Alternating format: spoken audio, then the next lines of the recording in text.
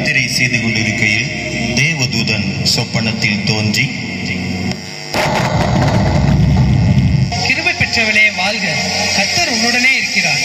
ஸ்திரீகளுக்குள்ளே நீ ஆசீர்வதிக்கப்பட்டவள். மரியாளே பயப்படாதே, நீ தேவனிடத்தில் கிருபை பெற்றாய்.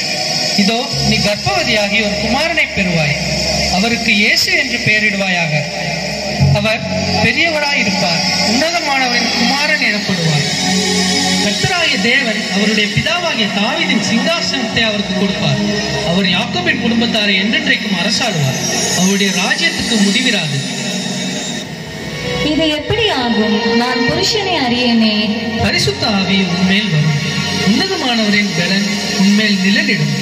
ஆதலால் உன்னிடத்திலிருந்து பிறக்கும் பரிசுத்தம் உள்ளது தேவனுடைய குமாரன் எனப்படும். இதோ நான் ஆண்டவருக்கு அடிமை, உம்முடைய வார்த்தையின்படி எனக்கு ஆக கடவுது. தனக்கு நியமிக்கப்பட்ட மரியாள் கர்த்தர்